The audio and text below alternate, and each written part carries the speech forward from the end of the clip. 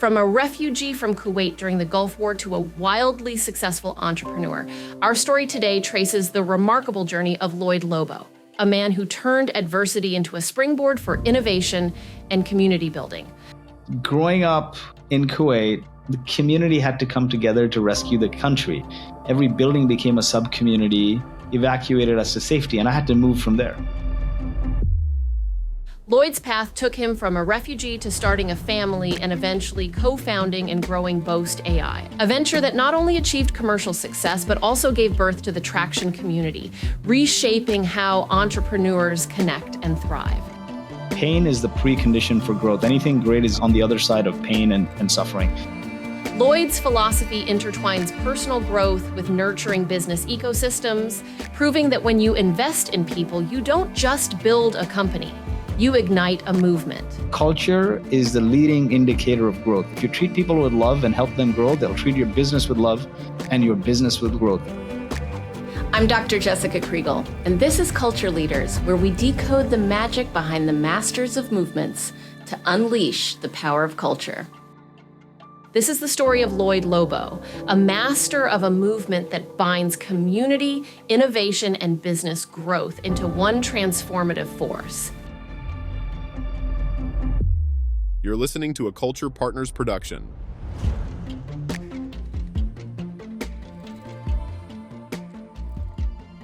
Lloyd, let's begin with the first question that I ask everyone, which is, what is your why? My why, actually, I didn't know for a very long time. And my brother, when I was writing, before I started writing the book, made me realize my why is bringing people together to create impact, to have a good time, to improve their quality of life, to have fun. And I never realized this. And then he one day asked me, what's your why? And I started giving him the company's why. And he's like, man, stop it. Like, I don't want the why of your company. I want your why. And then he's like, do you realize something? Wherever you go in the world, anywhere, just mysteriously people come together around you. Right now, I'm in Dubai. I have a lot of friends, family that quiet moved here from the States and Canada. And I spend like the winters over here. And he's like, there are people that I haven't caught up in years. And all of a sudden, as a function of you being here, we're all just coming together to congregate regularly. So he made me realize that your why is actually your purpose is to bring people together just to deliver joy and smiles and create impact. That's beautiful. Do you know what it is about you that makes that happen? I actually, I don't know. I genuinely don't know. It's just I draw energy and joy from being around people, and that's been a constant since my childhood. It's a function of a lot of what you are is your upbringing, and more than your talent. And I think it's a function of just being around my parents who are like that, always hosting people, always bringing people together. I'll give you an example. I just went to Kuwait with my dad. My dad used to be the executive chef of a 5-star hotel there some 30 years ago. And for nostalgia, I wanted to take him to the same hotel in Kuwait. So I made him a reservation there. And they canceled the reservation. They emailed me saying, and imagine he left Kuwait, I think 99. So yeah, almost like you said, 25 years ago. They canceled the reservation. They said, we see Chef Lobo is coming here. Your entire hotel stay and everything you do here is on the house. And when I went there, basically they were telling me about my dad's legacy because he helped open that hotel in the 80s. And then when the Gulf War happened and the hotel was burnt down and no European chef would come there, he trained people from the streets and who were cleaners and everything to become cooks and chefs. And they went on to become celebrated chefs. And they were telling me about that, his legacy and his story. And I was like, wow, this is 25 years later.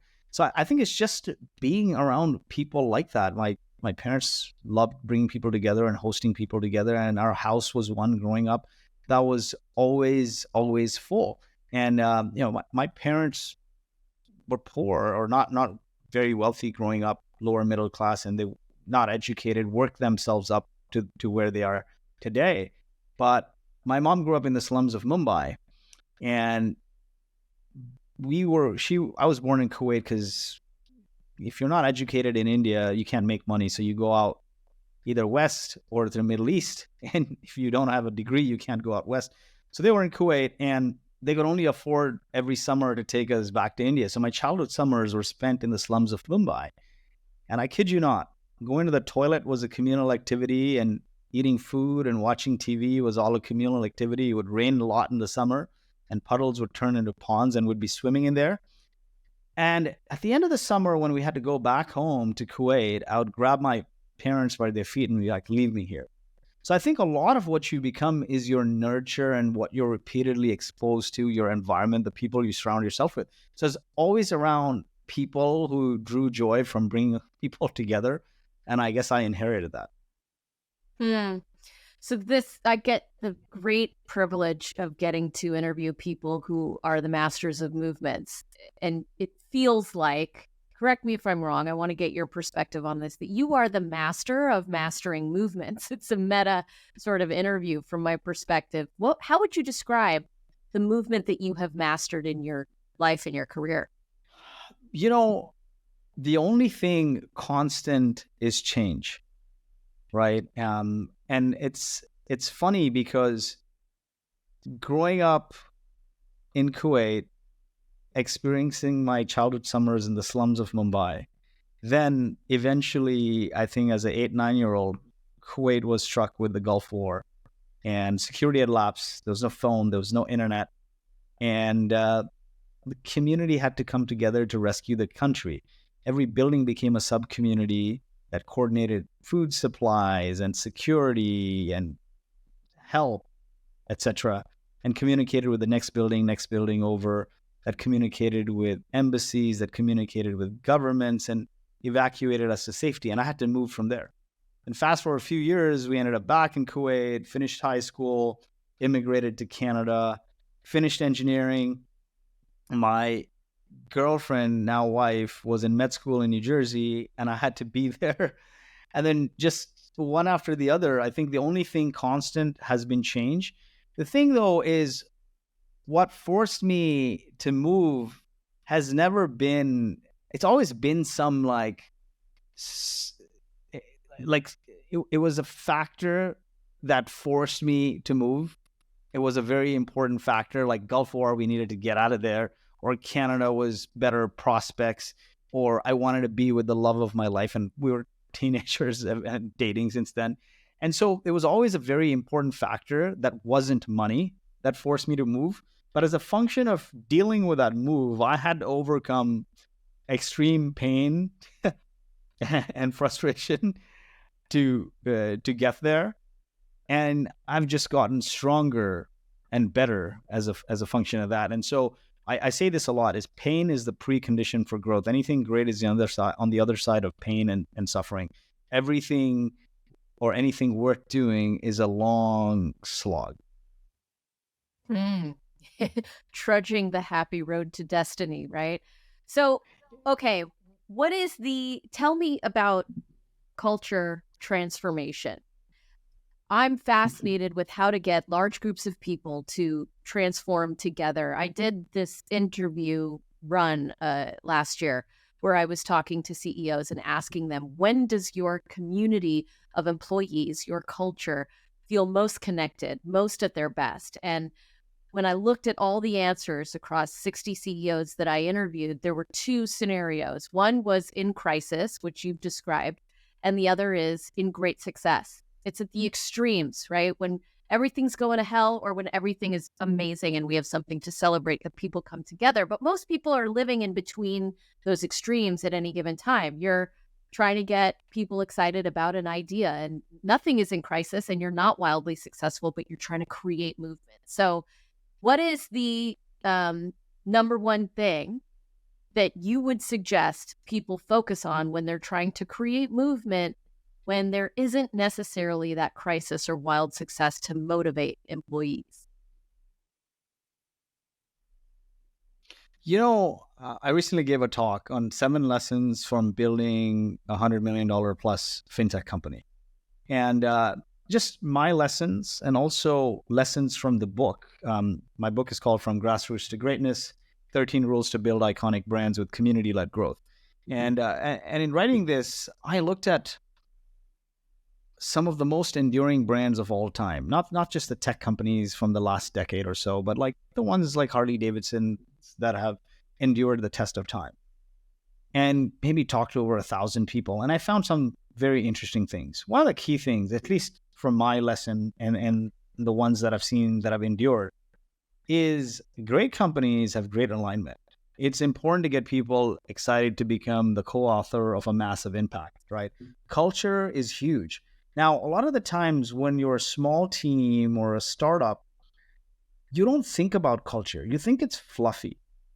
But when money comes in, that's the first thing that causes decay, right? Like money doesn't change people. It brings out the real you. And if you don't pay attention to these foundational things when starting up, they will come back to bite you. And I've seen this happen over and over again. It's happened with me a couple times as well. And so for me, culture is paramount. That's where you start. My lesson number one actually on the talk was great companies have great alignment. So start with defining your purpose, your vision, your values on day one, right? Like your purpose is your forever. Like, why do you exist? Your vision is like, what will the world look like because of us? Your mission is, how do we do it? But most importantly, your values are, how do we behave?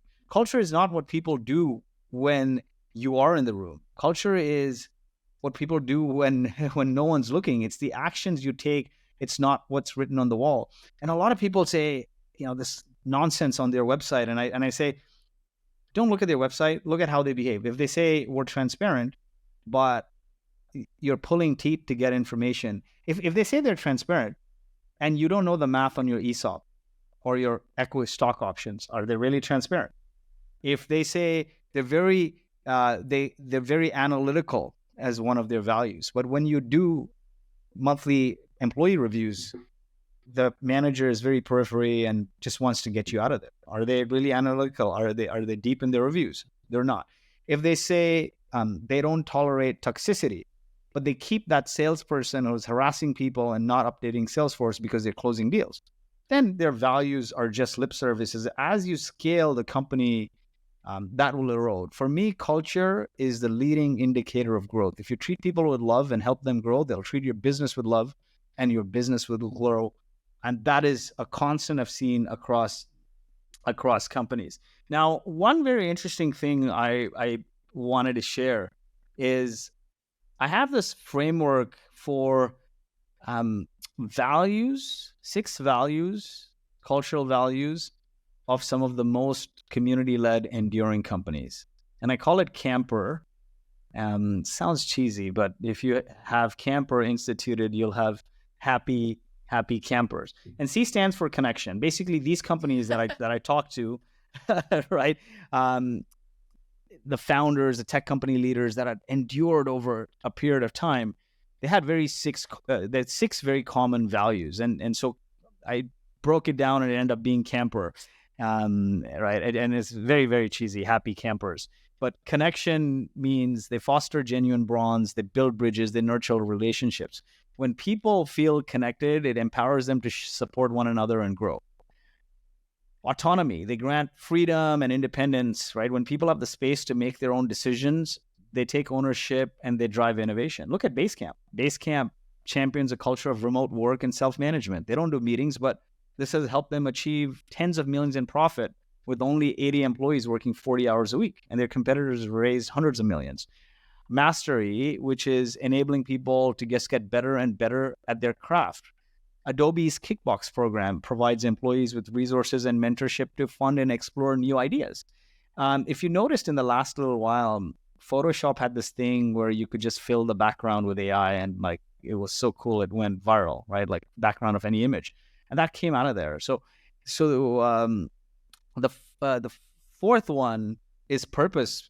They feel like they're making a difference and they find fulfillment in their work when they're united by a purpose that's beyond your product or profit. I think in 2023, there's been a record number of layoffs. But at the same time, people can become creators. They can drive an Uber while doing DoorDash. They can do consulting. They can do Upwork. People are starting to realize that I don't need to be beholden to a 9 to 5. I can figure out what my quality of life is and move to a place that enables me that, and then work to fill that gap. So why would I work for somebody's 9 to 5 to only get fired and deal with toxicity? There has to be a purpose that's beyond just making money. And I find people feel deeply connected to purpose. The fifth one is energy, this environment of enthusiasm and passion and positive vibe, right? When your culture is lively, look at some of the greatest movements of all time. They have great lively energy. It sparks inspiration and cultivates an environment for endless possibilities to flourish. I mean, Red Bull is a great example of this, but there's a lot of companies, Red Bull, CrossFit, etc., that have this inherent energy. There are tech companies that I know of that when you go in there, there's this infectious energy that you just want to join them. And energy is key. It's also key responsibility for a leader to communicate, to energize and inspire people. If you're just communicating to inform people, then just send an email. Your job as a leader is to do this day in, day out, because people who are energized and inspired will move mountains for you. And then the last one is recognition. I can't say how many companies don't do this right. They just wait for that performance review or wait for an employee to complain about the salary. The best companies proactively acknowledge and appreciate the efforts and contribute and the people that contribute. And when you appreciate people proactively for things, no matter how small or big, it makes people want to come back for more. And I've seen this in my personal life as well, right? I started with appreciation for my kids, my spouse, and I just saw a relationship gets better. They want to do more. Everyone wants to be rewarded and feel appreciated. So I feel like these things we've tried in our company, I've seen them in other companies, that connection, autonomy, mastery, purpose, energy, but most importantly, recognition. When you proactively bring that to the forefront, people are energized and want to show up for more. When there's that purpose that's beyond, you just need to push like the last percentage of margin kind of thing. Well, I love all 6 of those. And let me push back a little bit and ask you this question, because I think I have gotten disenchanted with the idea of company values, because for so many companies, they are platitudes and they're not lived experiences. How, at scale, do you activate those 6 values? How do you get the middle manager that you're not getting to interact with that often on a day-to-day basis to live and breathe those 6 things just as much as you and the executive team do? I've seen this firsthand, because we went from like 30 people to 130 people in 1 year. And if you don't fire people based on your values, then you'll never put it in action. I think it's very important for the founder, one of the founders, to proactively onboard every person. And I don't mean like go and, give you the employee handbook. I hate that. I'm like, literally, you have new people joining, be there, talk about your values, exemplify them through actions, behave what you say, and make it visible around the office, around the behaviors. And I think if the leaders manage their middle managers the same way and set the same expectations for the middle managers and do this on a cadence consistently, it gets done. For example, Boast is a very community-led company. And so what does community-led company mean is we do right by the community, we support the community, we help, we give first, right? And without any marketing, we got to 10 million in revenue. Now, to be community-led, I didn't go and hire a community manager. For years, I hosted an event every single week, and I was there. I showed up. Because I showed up, I planned our annual conference. I planned till the day I left the company, I was in charge of planning our annual retreat. And trust me, when I had no money, when me and my co-founder had no money, the company made no money, we still spend before we took from the company on these employee retreats, Cabo, Costa Rica, Hawaii, because those things mattered. And being community-led meant one of the founders oversaw that activity. And as a function of that, when half of the company was acquired, How did that happen? One private equity firm came to a community event we hosted and expressed interest in buying it. And that's what community-led means is, or rather living your values means is you do what you say, and you do it day in, day out. You do it even when it's hard. I hated hosting events. I still do. The logistics suck, but I still did it. For when the pandemic came, we freaked out because we used to host a lot of events, partnered events, our own events. And now we had to cancel a big conference, right? And our conference is called Traction. We've had CEOs of Uber and Twilio, et cetera, come. And we had to cancel this. And I freaked out and I said, listen, I don't think I can do a 2-day conference. I can't sit through one myself, digitally, at least, an online conference, virtual, which was huge. So I reached out to every single speaker and said, would they do a live AMA twice a week? Because we had so many speakers, it filled up the whole year. Rain or shine, we hosted that live webinar twice a week, and people would show up twice a week. And if I drop the ball on doing them, that means I'm not living by our values of being community-led, which is enabling our customers to become successful beyond our product or service. In the early days, we had a salesperson in Vancouver, Canada, and we were just starting out that market. And of course, bootstrap company, we couldn't afford to hire many salespeople. So he was bringing obviously all the revenue there. And he was just toxic, just extremely toxic. Nobody wanted to work with him. And we fired him. Honestly, it was super painful. It was my co-founder's decision. It took several months, but we made the decision to fire him. Of course, our revenue went down, all of that stuff. But we rebuilt it back in droves years later. Because ultimately, if employees are happy, your business will be in good shape. And so I think you got to live your values, and it's going to be very difficult. Values and money are two different things. I truly believe that if you chase money, you make short-term decisions. Like, we'll keep this toxic person, which will bite you in the long term.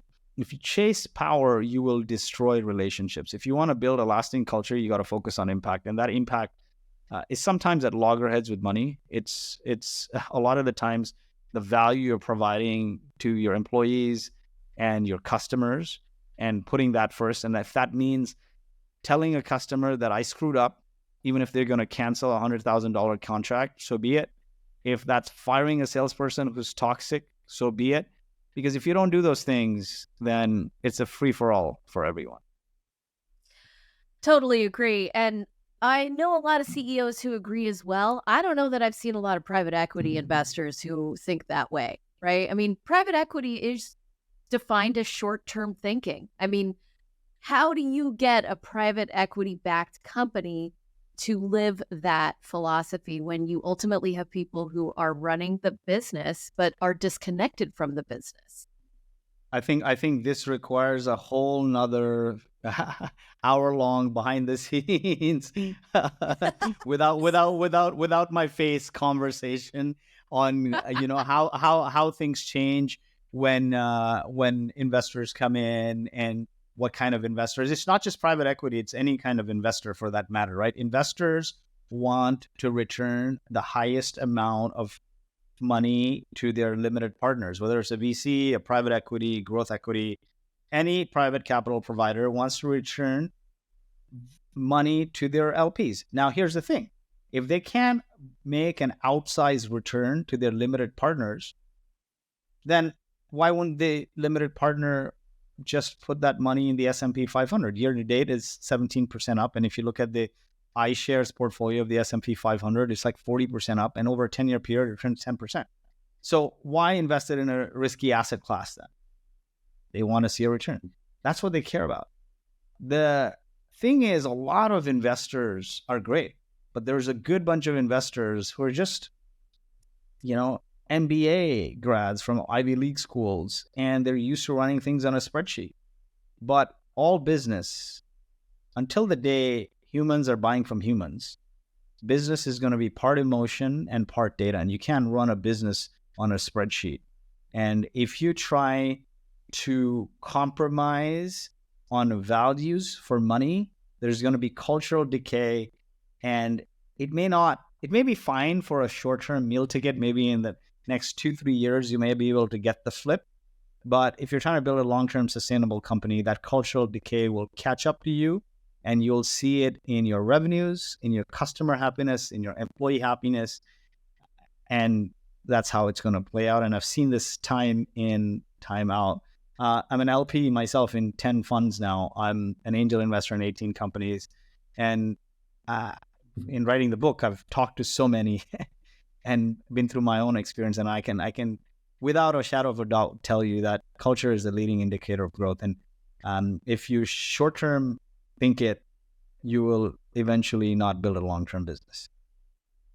So what is the experience of being a CEO that reports to a investor group of whatever kind that cares about people, cares about culture, completely agrees with you, and yet is being told, I need you to do more, do faster, do more with less? I mean, I think that there is an unfair stereotype in the social narrative that CEOs are evil, they're greedy, they are exploitative, when a lot of CEOs feel trapped by the structure and the system that they are within. They are the face of the company, but oftentimes they are not the puppet master.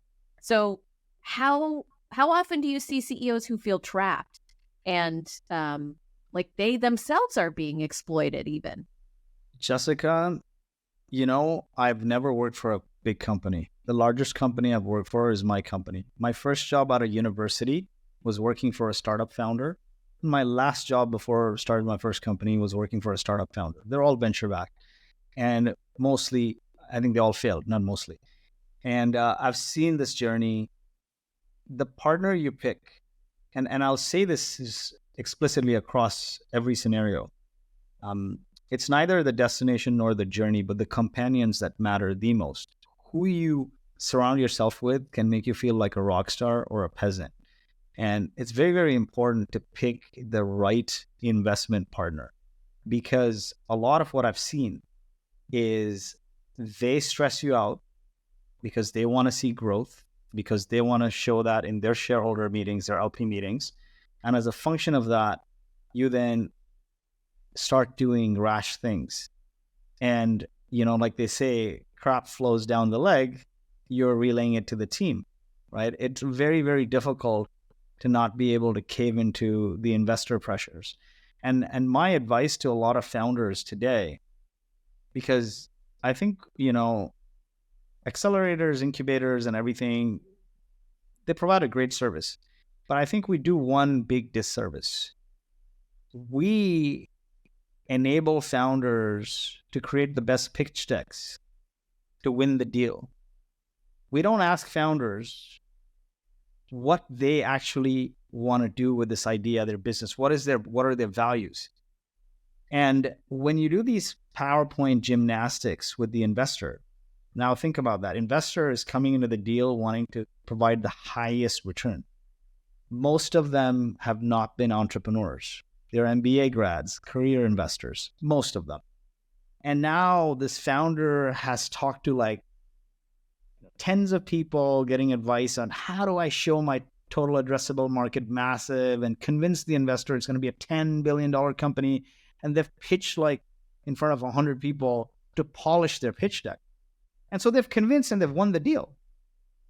But that TechCrunch article is not celebration, right? Like you got to live with this investor for years. It's a 10-year commitment on average. So what happens if you've not internalized that's the journey you want to go to? After the second board meeting, things go south because they want to see this triple, double growth and you're not delivering it. So what I tell founders is, again, alignment is key. Ask yourself, what is my personal definition of success? That's not money. That is, what would I do if I had the money? What are the things that bring me joy that I would love to do when I had some money? 2, how much money do I need in my bank account to live that personal definition of success? And lastly, is there a version of the company I don't want to work for?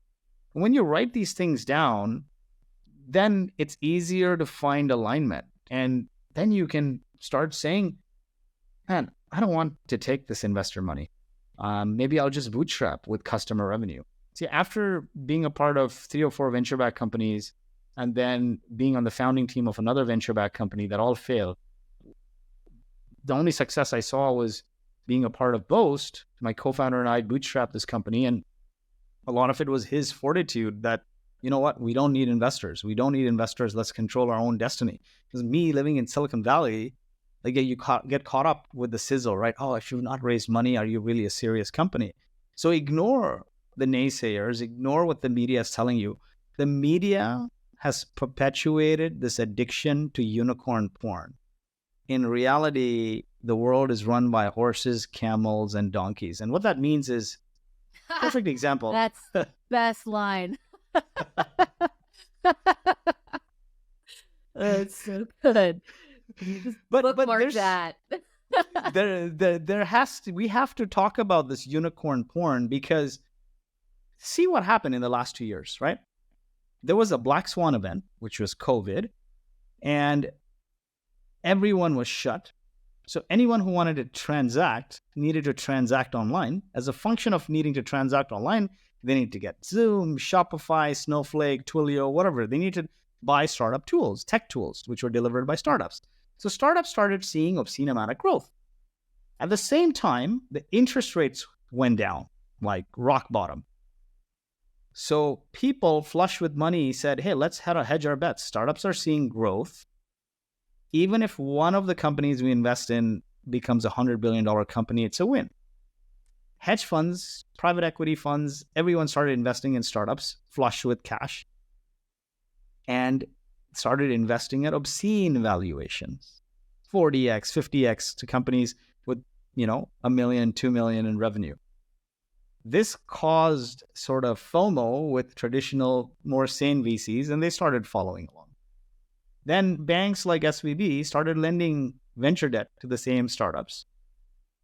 2020 went by, 2021 went by. Early 2022, these companies now started missing projections because you didn't explode the size of the market. It was a black swan event. If people didn't digitize in 2020 and 2021, they're not going to in 2022. Projections started to go down, revenue started to go down, or rather sales started to go down. Growth started to decline. And now the market started to fall in parallel with the interest rates going up. And then you get a bank like SVB, falling, right? And what does that tell you? At the time of COVID, when the interest rates were low, all the advice that was coming is just grow, grow, grow, grow. And then when the interest rates went up, the stock market fell, and people started missing their projections, the private companies, the valuations are down, lots of down rounds. They're saying, oh, grow profitably, grow profitably. So, I think it's very important to realize that your values are constant, and make sure the people you're getting in bed with are aligned with you. Because if it is generating the best return for their investors, then they're going to advise you based on what the market dynamics at the time are. And they may not be in line with what you want to do. And that's going to be very difficult if you own very little of your company or they're active board members. It's going to be difficult conversations. And so I think, again, here, like culture and alignment is key. And what's interesting is you can expand that metaphor about unicorn porn and the obsession that we have with the stories we tell about these leaders, Elon Musk and Mark Zuckerberg, and insert leader here who has billions and billions of dollars that they can take risk with. It's really not risk because they've got plenty of wealth to take risks with that will leave them with other wealth that they can lean on if that risk fails, right? I'm much more interested in the horses and donkeys, the guy who has the one-shop physical rehab facility in Sacramento, California that has no access to equity and 10 employees and is trying to figure out how to be leaner in his business. I mean, that's the guy I want to take leadership lessons from, not Elon Musk, because what is the obsession other than the wealth? It's everything. Everyone has everything backwards. we are used to taking advice from anomalies. There's a reason why they're anomalies. Right. Yeah. 99% of the venture-backed startups fail. We don't hear about them. We only hear about the anomalies, and we take advice from anomalies. And Elon Musk actually has great advice on this. He always says, don't reason by analogy. Just because it worked for somebody, it may not work for you. Boil things down to the lowest common denominator, to first principles, and reason up from there. And that's the only way to do it. And maybe that's why he's super successful, is he doesn't listen to anyone. He just like brings it down to the most common denominator. But we now try to mimic some of the other things he says, which may or may not be relevant. But I'm with you. So when we bootstrapped Boast, we were providing R&D funding to businesses. And basically hundreds of billions of dollars globally are provided to businesses by governments. But as with anything government, it's a cumbersome application process. It's prone to frustrating audits, and it takes a long time to get the money. So we said, hey, we'll tap into the tech and financial stack and automate the applications for these government funding programs like R&D tax credits, and we'll take a cut when they get the money. When we started, nobody would talk to us. Nobody, right? They'd make fun of us, like, what is this? It's a small, obscure market. All these, and a lot of them investor naysayers. I'm like, I don't even care for your advice. I'm not even asking you. So why are you telling me if it's fundable or not, right? Like, I didn't ask you for this. But just because we're in the startup community and you ask me what I do and I tell you, you feel the need to tell me why I suck. But sometimes it's important to have a contrarian view and just eventually stick with it. And you'll come out good on the other side, right? Do not build society's definition of success. So, Doc, I'll tell you one very interesting thing. Despite all of this, I still feel like... Did you just call me Doc, by the way? Yeah, I was going to call you Jessica, but then... Best nickname I've ever gotten in my life. No one's ever called me Doc. Okay, sorry, so that's an aside. Go ahead. I'm going to call you Doc because my wife's a doc as well, and my wife funded the family for the last 10-12 years through 2 failed startups, 1 failed events company, and then eventually we had this this outcome. And I'm like, okay, you know what? I'm glad it finally worked out. So it's my turn. it's my turn, and we can have some fun. But nonetheless, right? I think I lost my train of thought. What was I saying? Sorry. We were talking about taking advice from anomalies and society's definition of success. So all my life, there you go. I was chasing society's definition of success. See, I was very unconventional. I didn't finish high school. I finagled myself into engineering and graduated engineering. And then after engineering, I never wanted to do a job in engineering. I wanted to be an entrepreneur. And I asked around, and I understood that communication is the best skill you can have as an entrepreneur, because everything you do, from convincing your spouse that I'm not going to bring money, to convincing employees to join on low pay, to convincing customers I have nothing, please buy my stuff, is all communication. And I knew I wasn't self-motivated, because if I took a public speaking class and 5 people laughed me off the stage, I would never probably go and do that again. So I had to find a job that would force me to communicate day in, day out. And so my first job was cold calling for a founder. And that was my journey. So cold calling. And when I wanted to marry my girlfriend, now wife, she's gone into med school, 2nd year of undergrad without MCATs. And I'm this bumbling guy going from startup failure to startup failure. Her parents didn't want us to get married. And it's like, he's going to amount to nothing. He's just going to live off you, yada, yada. So for the last 12 years, I just chased this society's definition of success, which is money.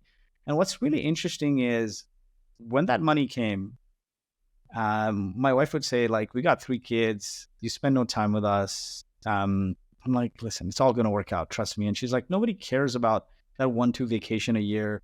We care about like phones down, time with us. The compound interest on consistently being there, even for a small amount of time, is huge. I'm like, we'll figure it out. And then the deal went through. I booked everyone to Bora Bora, meaning my family, my parents, my sister, all of us. And 2 days before the trip to Bora Bora, I was hospitalized with bilateral COVID pneumonia. I was on oxygen, and my wife, being a physician at that hospital, couldn't see me. People were coming in with spacesuits, and they set up a 24/7 Zoom, and all I can hear is people crying, and my life lost meaning. And I'm like, what is this? Like, why am I chasing society's definition of success? If I die today, like, who's going to enjoy this? And so I think my life has been we started with movement, has been a series of movement from location to physical state to frame of mind. And so now I always come from a place of do things that bring you joy. If the money is less, it's fine in the short term.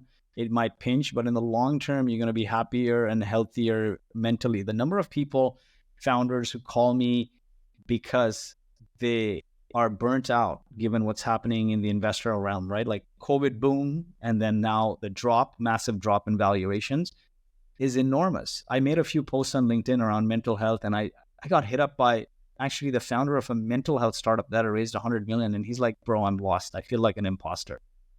Like my investors are putting so much pressure on me. And it's all a function of what you sign up for, right? If you sign up for a big outcome, then just better believe then it's going to be a long journey ahead.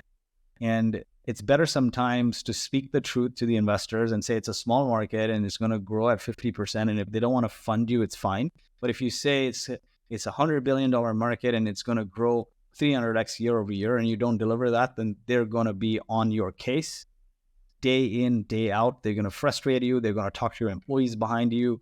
They're going to probe into your company and you're going to lose your mental health. But you know what's interesting? I completely agree with you. And I think it's really easy to say once you've achieved society's definition of success to then realize that wasn't it. But when you haven't gotten it yet, to convince someone who is on the way up that they're going up the wrong hill, I don't know that there's a lot of value. And I don't know that that insight can necessarily be had. Maybe you're super enlightened and you're living a life of humility and no, you're the nuns and priests do, maybe. But like, I hear all the super wealthy, successful people, and that was also my experience. When I got to that certain level of success, then I was able to turn around and be like, oh, this isn't it. I've been climbing the wrong mountain, as David Brooks would say, that you climb that first mountain, you get to the top and you're like, wait, this is not it. And you see the second mountain, which is service and love and giving. You're exactly right. Right? Like a lot of people tell me that, oh, you came into some money, you have the option to do nothing for a little bit. That's why you're saying this. And I'm saying partially true, but also I think my enlightenment didn't come from money. It came from almost dying after the money came, because I could have continued on running at the company, chasing the next moving goalpost, right? It's funny. We all do that. We say we're going to hit this and then it's the next one and the next one. And there is a next one, right? We hope to sell the company for $500 million or $1 billion in the next 7-8 years or 6-7 years. That's why they invested, like the growth equity firm bought half the company. They want to see a good outcome. And as a founder, I'm no longer in the company. I'm on the board. And so you make these conscious decisions and make peace with the fact that you may not get a second chance in life. You may lose. Is it worth losing? Is all the chase worth losing the relationships that you sacrificed everything for? And I think I was there, and I think that made it that crystallized it for me. And so now for me, it's like fitness, family, friendships, and if anything takes that away from me, I'm out. Like I don't do it, kind of thing. So I think you need a life event, and that life event could be money. Or it could be a crazy health scare. One of the two. Otherwise, you're not going to tip. It's one of those two things. You need money or a health scare. Or something. It's funny. Right? I'm just thinking about my dad because he was living the rat race. He was the CEO of a fairly unsuccessful business. Eventually, it crashed because of, technological advancements that he didn't adapt to. He became a real estate agent in New York City. He was, again, not very successful at that. He always felt like a fake. And then one day he decided to sell everything that he owned, buy a motorcycle with a sidecar, and he hit the road. And he traveled 12 years around the world on his bike, meeting people, sleeping outside. I mean, really living on a small budget because he didn't have much money. And what was the catalyst? He didn't have a health scare and he didn't have money. His catalyst was, I was graduating college and someone said, what are you going to do next? And he said, I never thought about that before. And by the end of that dinner, he decided to hit the road. So I'm wondering what makes people realize they don't have to follow the rules of the road, anymore. It's money, it's health. And I mean, there's an example right there of someone who did it just because. Maybe we can just do it just because. Exactly. And, I think I was a bumbling idiot for a lot of my life, right? And I think there was one very important incident that changed my life and caused me to chase the society's definition of success, because I wasn't ever chasing it. My wedding was called off 2 days before because the company I was at shut down, and my in-laws are also from India. We'll get married. It's massive Indian wedding. We're also Catholic, so it's mixed culture. Some Portuguese in there because of the Portuguese influence in India, kind of thing. So this massive wedding gets canceled, and basically the message relayed to my mom was that, listen, your son's going to amount to nothing, and we're just concerned that he's not the right fit for our daughter, and he's just going to live off her. She's going to be a doctor and all this stuff. So it was canceled by your wife's family because of your business failure? That's why? Because of me being this non-serious bumbling idiot. It was a combination of things. I mean, one, jumping from startup to startup. Two, I was into martial arts, and I was just against the grain. Like, her and her brothers are physicians, and I'm just this community guy, brings people together, into all these other things, like basically money not being a priority. And most of my life, money has never been a priority. I just focus on bringing people together, and it just, I don't know, mysteriously just helping people as a function of connecting them and bringing them together, and some opportunity just follows. My life has been a series of lucks engineered as a function of bringing people together. And so that happened, and my mom asked me this one question that day. Did I make a mistake leaving my career to stay at home and raise you? Was that wrong? That one question killed me. It killed me so much that I just started running, and I never stopped. I did one company, two startups, an events company where the co-founder ran away with $250,000 of the profits. We had to sue him, but it just never stopped, because that was in my head every single day. And when my mom asked me that question, I uttered something really stupid that I did for several years. I said, "Mom, don't worry, I'm going to retire at 40. And me and my wife, despite that wedding got called off, did end up getting married like 9 months later. We went, obviously, common sense prevails. We moved back to the States, and now she's distraught. She doesn't want to plan another wedding. So what do? I learned to plan a wedding. I give her dream wedding, and it was beautiful. Still 300-400 people. I think 350 people showed up. It was everything she wanted. Here's the thing, though. Don't let rejection rule you. Let it fuel you. She takes something positive from it. As a function of that experience, I learned to host a massive wedding, which helped me eventually when I was doing business, because all our lead gen came from hosting events and conferences that we never had to hire anyone to do. Big production events like Uber CEO and Atlassian's president and all these people come that we host without hiring any external vendor. And so we make money on that event. And those events not only brought us leads and helped us grow to, over 10 million and now over 20, but it also made us money. And so that was a positive thing. But I tell my wife every single week, don't worry, I'll retire at 40. And, it's really funny. I never believed in manifestation, but there was an event we hosted when briefly things had opened up during COVID, and this growth equity firm came to the event we hosted and expressed interest in buying half the company. And I kid you not, the week of my 40th birthday, the wire hit my bank account.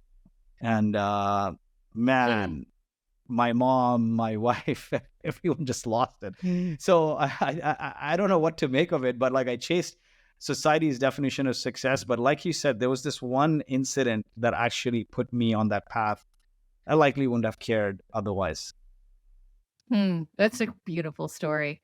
So I will wrap up by asking you my favorite question, which is, what is one question that you haven't gotten asked on these podcast interviews that you've done that you really wish more people would ask you?